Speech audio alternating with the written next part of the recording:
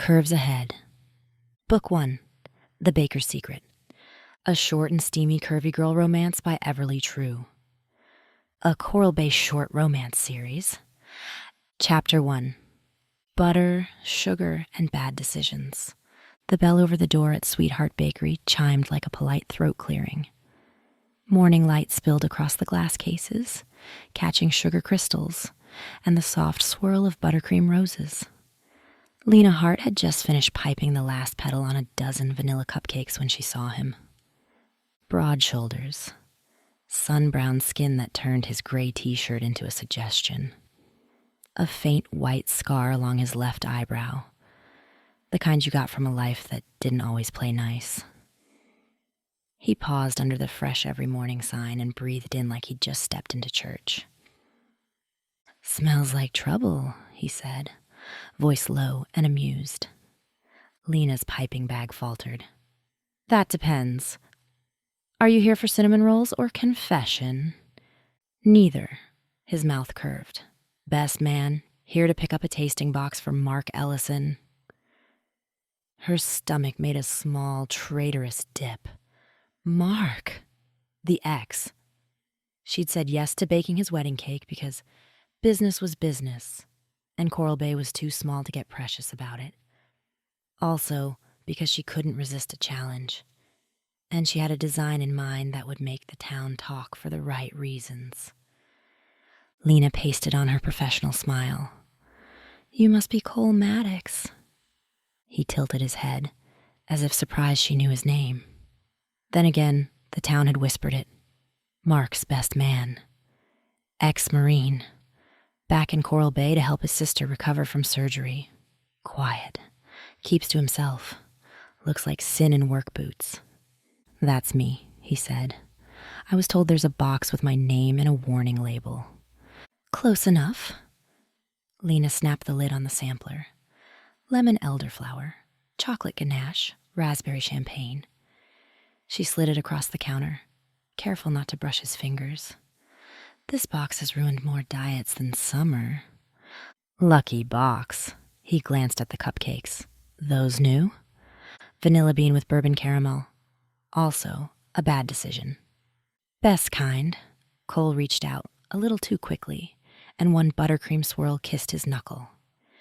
He seemed about to apologize, but instead he met her eyes and slowly lifted his hand to his mouth.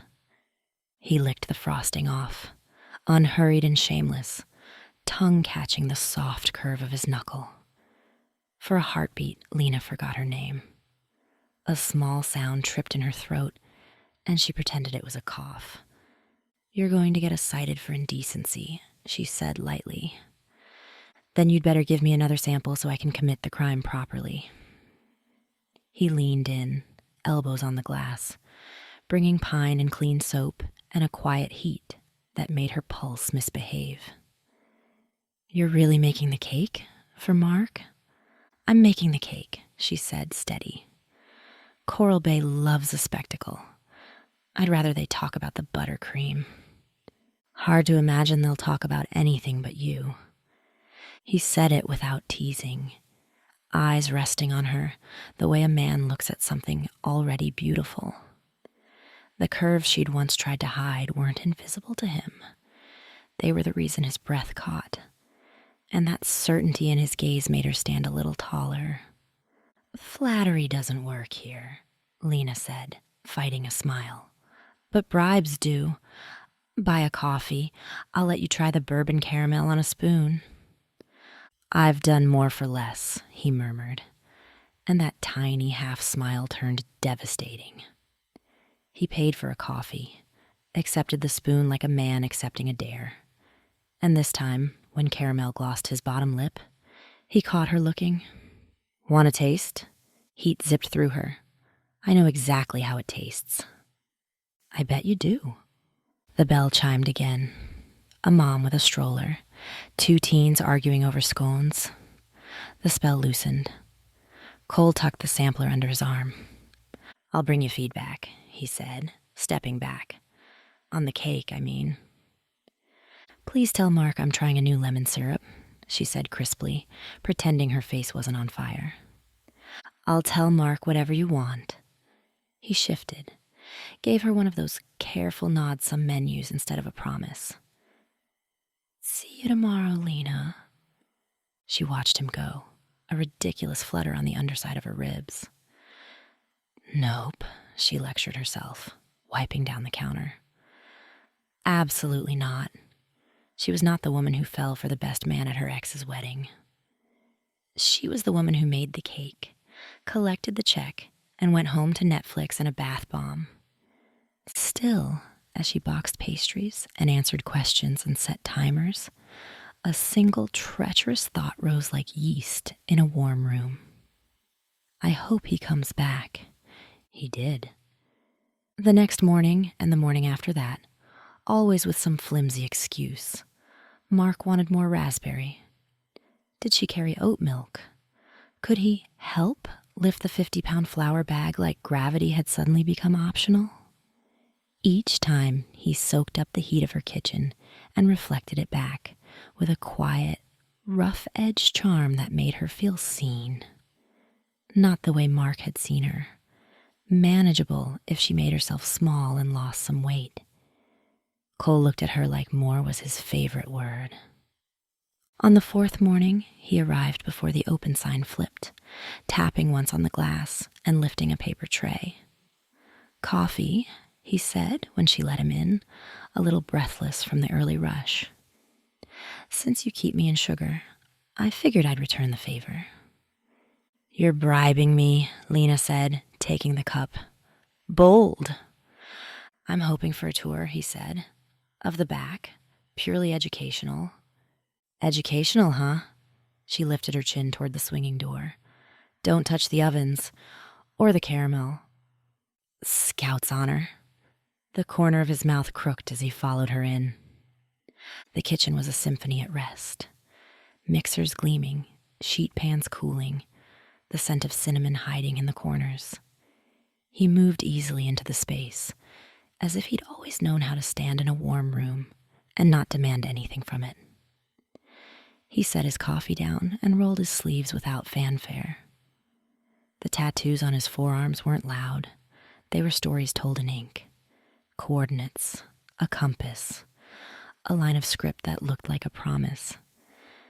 Lena busied herself prepping lemon syrup, but the air shifted when Cole stepped behind her to reach a tray, the heat of him grazing the air above her shoulders. She almost trembled at the gentle brush of his breath near her hairline.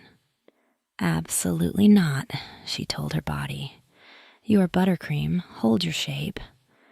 Looks like your oven hinge is sticking, he said softly. Want me to fix it? You know ovens.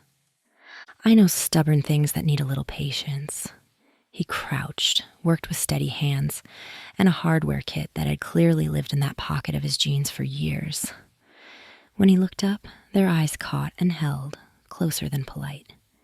Lena swallowed. Thank you. Anytime.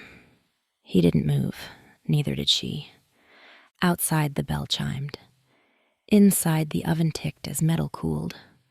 Her heartbeat tallied each second. They stood like that, close enough to see the sun brown at his throat, close enough to realize he always left a little space, like he'd learned the hard way to ask permission without words. Lena licked her lower lip.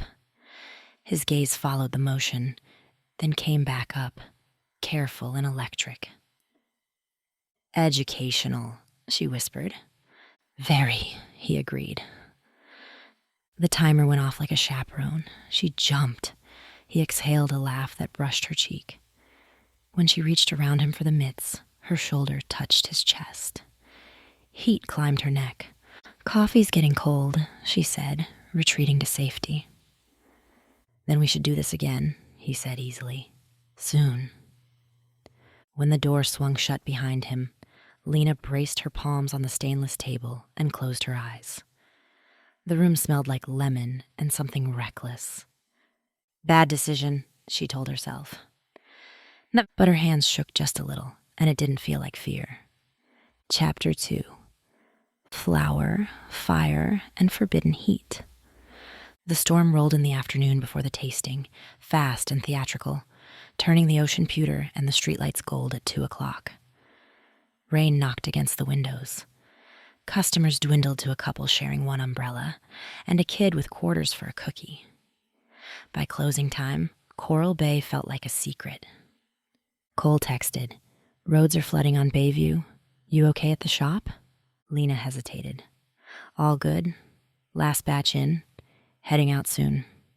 "Don't leave yet," he replied a moment later. "I'm a street over. I'll help you lock up." Her thumbs hovered. Boundaries, she thought. Remember those? Then the wind rattled the glass and her power flickered. "Fine," she muttered to the empty shop and typed, "Doors unlocked." He came in damp and haloed with rain, the storm turning his shirt darker and his hair a shade wilder. He shook himself like a dog, then stopped when he realized how close she was standing. "Hi." "Hi." "We should wait this out a minute," he said, voice low. "Road's a river." "Do you always make dramatic entrances?" "Only where cake is involved," he said gravely. He toed off his wet boots so he wouldn't track puddles across her clean floor, and the small, considerate act did something strange to Lena's ribs. He moved behind the counter to help without being asked, stacking pastry boxes and flipping chair legs onto tables, sleeves pushed high and forearms flexing. The rain thickened. The lights surged and steadied. "Cole," she said, sounding too soft for her own comfort, "why are you really here?" He set the last chair upside down and turned. "Because you work too hard. Because you're making a cake for a man who didn't deserve you. Because I keep waiting to want anything else, and I don't." Lightning stitched the sky. In the flash, his face looked raw, stripped of carefulness. Lena's laugh cracked. "That's a lot for a storm." "I've been thinking it since the first day," he said simply. "I tried to play it cool. You licked frosting off your hand like an invitation. Coolish." She should have teased him, should have said something light and safe. But the truth leaped from her mouth first. "I'm not easy, Cole. I'm loud and stubborn, and I bake when I'm mad, and when I'm sad, and when I'm happy, and when I'm bored. My ex told me I was too much, and sometimes I believe him." Cole stepped closer, every inch of him deliberate. Maybe he was too little in a chicken butt. The rain softened to a hush. Her pulse did not. He reached out and did the politest thing. He brushed a crumb from her cheek with his thumb, giving her enough time to step back. She didn't. The touch followed her jaw, slow as a tasting spoon. Breath tangled between them. "Lena," he said, as if her name were an answer.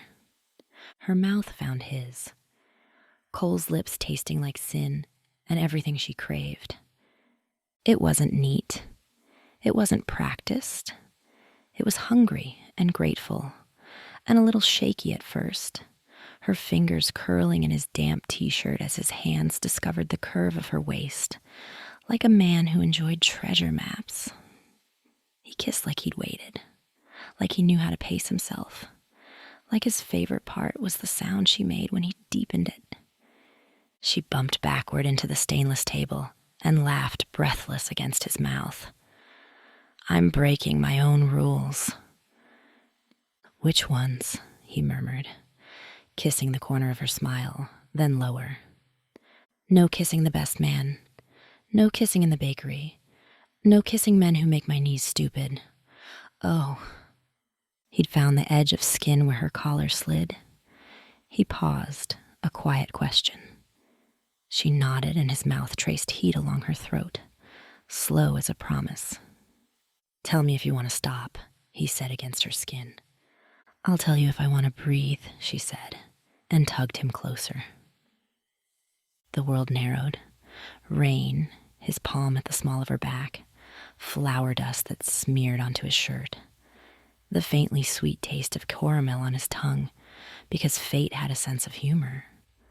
When his hand spread lower, when her body arched to answer, when a sound low and helpless broke from her throat, He lifted his head, searching her face.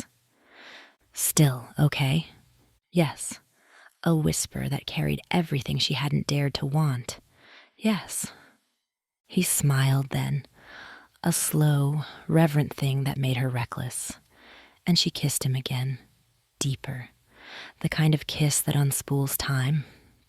When he slid his hands to her hips and lifted, she made a surprised noise and found herself seated on the cool steel. The heat of him settled between her thighs, thick and impossible to ignore. Her dress bunched. The storm faded to a hush. "Cole," she breathed, mouth near his ear. "We should lock the door," he said, just as ragged. She laughed, head tipping back as he kissed a line along her throat that made thought optional. Yes, that. They locked it. They turned the sign to closed. They kissed like they had been braced against their own lives and had finally let go. When his hands mapped her curves, he did it like a man memorizing. Patient, reverent, a little greedy when she asked him to be. When her fingers slipped beneath the hem of his t-shirt, he shuddered and whispered her name like a prayer that had found a body. They didn't rush. They didn't pretend it wasn't happening. Cole and Lena gave in, mouths hungry, bodies greedy, the ache between them building until it broke, slow and molten, as they moved together like they'd always belonged. The storm became a backdrop, the ovens a quiet kind of courage. When Lena pulled him close, the world melted into heat and breath and the steady rhythm of yes. It wasn't sweet, it was certain. A choice made with lips and hands, and the aching relief of being wanted not in spite of her curves, but because of them. Later, when the rain gentled to a patter and the lights flickered back as if they'd stepped out for a cigarette, Cole pressed his forehead to hers and laughed under his breath. "Educational," he said. "Very," she agreed, cheeks flushed, dress askew, heart loud. Panic tried to sneak in around the edges, the old voice that said she'd messed up, that she'd made herself a story for someone else to tell. Cole must have felt the shift. He cupped her face, thumb soft at her cheekbones. "Lena," he said quietly, "I wasn't here for him." "I know." Her throat tightened anyway. Tomorrow is the tasting, and Mark, and the whole town, and I don't want to be foolish." "You're not." His voice was steady. "We'll do whatever you need. Slow, quiet, nothing at all. Whatever you say, I follow." It was such a simple thing. Permission to steer her own story. Her eyes stung for a ridiculous second, and she blamed the storm. "Walk me to my car," she said. "Anywhere," he said, and kissed her once more, gentle as a punctuation mark. Chapter 3. The sweetest truth. The tasting was a circus, not a mean one. Coral Bay preferred spectacle with a smile, but enough of a show that gossip fluttered like napkins. Mark arrived in a crisp blazer and an expression that suggested he'd invented the wheel. His fiancée, April, wore daisies, and the kind of open kindness that made Lena want to bake her 6 dozen cookies and be her best friend. "You're incredible," April said, after the second bite of lemon elderflower. "How do you make it taste like summer without the heat?" "Obsession," Lena said, "and a syrup." "See?" Mark cut in, chummy. Lena always had a knack for making complicated things simple. Lena smiled politely, even as her spine bristled. "Syrup isn't simple. It either behaves or it doesn't. You must coax it." Cole stood by the window, deliberately neutral, hands in pockets. He caught her eye for the barest second, and everything in her steadied. He wasn't a secret. He was a center, not the kind that swallowed you, the kind you build around. They finalized flavors. April cried happy tears. Mark tried an awkward, "We should catch up," and Lena said, kindly but firmly, "We just did." On delivery day, the cake went up like architecture. 3 tiers, smooth buttercream, sugar daisies that looked real enough to pluck. The venue, an old boathouse strung with lights, smelled like waxed wood and nervous energy. Cole carried boxes and pretended not to be the hottest man in a room full of linen. When April hugged Lena and whispered, "Thank you for being you," Lena almost forgave Mark for being the chicken butt Cole said he was. The ceremony blurred into applause. The photos stretched. Catering launched past hors d'oeuvres like little ships. When it was time to cut the cake, April grinned. Mark preened, and Lena stood back, ready to swoop if a tear moved. It didn't. It stood like a promise. Afterward, when the dance floor filled and the band found a groove, Cole appeared beside her with 2 glasses of sparkling water. He didn't touch her, not with Coral Bay's eyes everywhere, but his presence grounded her as if he'd slid a palm to her lower back. "You did it," he murmured. "I did it," she agreed. "You're glowing." "That's called sweat." She grinned before she could help it. "Thank you for existing in my general vicinity." "Any time," he said solemnly. They left before the sparkler exit because weddings were for people in the middle of their own beginnings, and Lena had a different kind to make. On the boardwalk, the air smelled like salt and warm wood. The ocean shushed up and back, like the town's own slow heartbeat. "Walk?" Cole asked. She nodded. They didn't rush. They embraced the silence between them.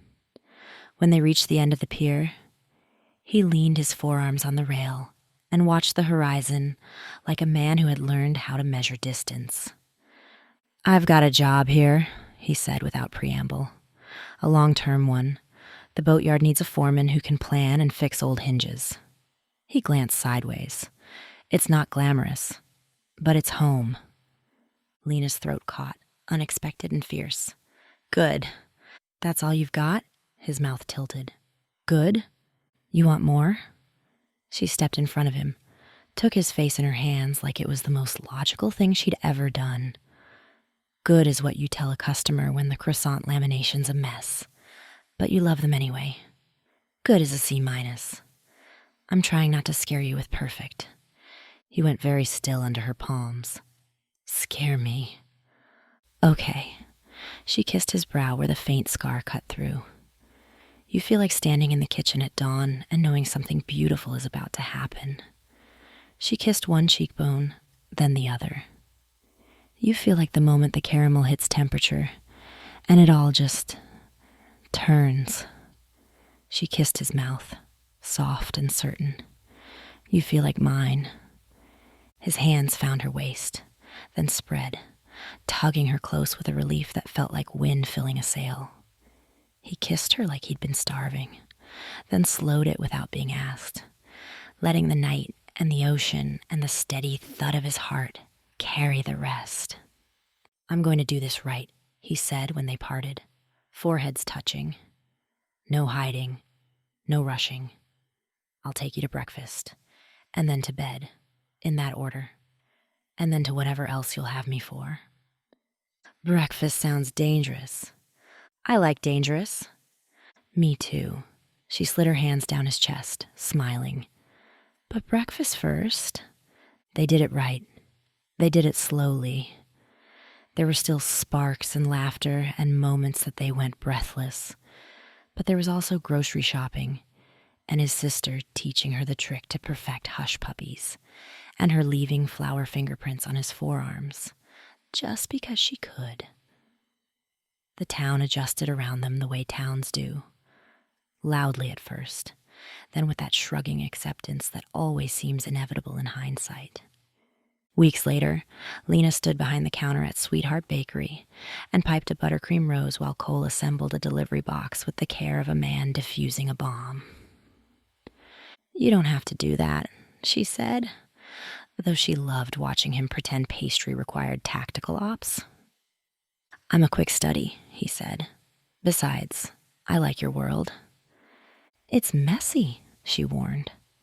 I'm good with messy, he said, eyes warm. You know that.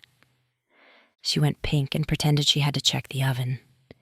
He followed, shameless and grinning, and the heat that rose between them had very little to do with preheating.